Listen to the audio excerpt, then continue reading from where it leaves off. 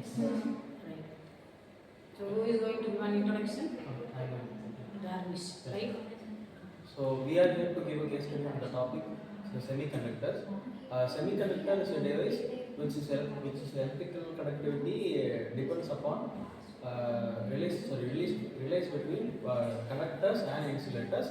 A conductor completely allows the current to flow through it, and insulator completely blocks the flow of current. A semiconductor works partially as a conductor and as an insulator. The most commonly used semiconductors are germanium and silicon. Silicon is most famous due to its stability and its availability.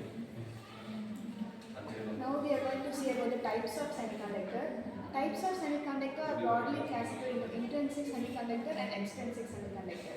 Intrinsic semiconductor are pure conductors which does not have any impurities in them. So what is meant by doping? Doping is the process of adding any impurities to the pure conductor, and hence extrinsic semiconductor is formed. In case of intrinsic semiconductor, the number of holes is equal to the number of electrons, so the conductivity is less. By adding impurity, the conductivity will increase. Thank you. Now I'm going to tell about the extrinsic semiconductor. There are two types, N-type and P-type. N-type, it is a trivalent, it has a more number of electrons and minority of holes.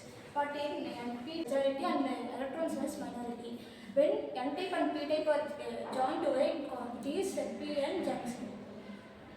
So how can you differentiate P-type material or N-type material? N-type means majority of electrons, minorities of holes. But in N-type, majority of holes and minority of electrons. Is it so? Can you say what is depletion region?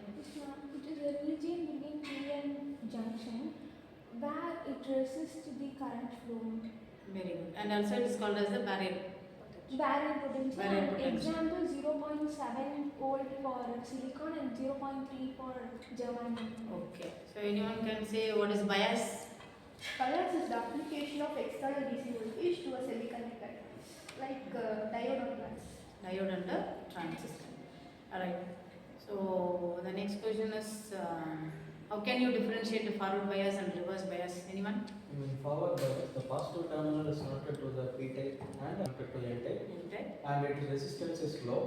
And whereas in reverse bias, the positive terminal is connected to N-type and negative terminal is connected to P-type, and it has a high resistance. Why we are preferring a silicon actually? Anyone? Because it has a high availability and Thermal conductivity. Very good. Stop. The working principle of semiconductor. In semiconductor, current flow depends on the movement of charge carriers. At room temperature, semiconductors consist very few free electrons. When energy is supplied in the form of heat, light, or voltage, electrons gain energy power to flow from or jump from valence band to conduction band. This creates electron holes and... Okay, thank you. Okay, I am going to tell about the applications of semiconductors. One important device formed using PN junction is diode, which allows the current to flow in only one direction. A diode converts AC into DC. Semiconductor are also used in transistor, which function as amplifiers and switches. Modern devices like LEDs. I'm going to just give a small summary on what they spoke. First, Darnish gave an introduction about semiconductors, that it is a material in which the electrical conductivity lies behind the conductor and the insulator. And Glantina spoke about the type of semiconductor like extrinsic and intrinsic semiconductor. The intrinsic semiconductors are the pure form of semiconductor, and coming to the working principle, first when the energy is supplied, the electron in the form of light or heat, the electron will gain the maximum energy to move from the valence band to the conduction band. And speaking about the N and P type semiconductors spoken by Jyotika, when the pentavalent impurities are added, it is called as N-type semiconductor, and when the trivalent are added, it is called as P-type semiconductor. And coming to the applications, Jyotika said that it is used in mobile phones, computers, and laptops in as a modern application. And to conclude, I think semiconductor as a backbone of electrical industries, and knowing its application and properties, it is very useful for electrical and electronic engineering students. So very good, Jayashree. You have given a brief about a summary about our case study. So nice.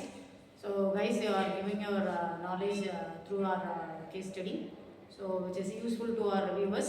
So thank you so much. See you in the next case study. Thank you. Thank you.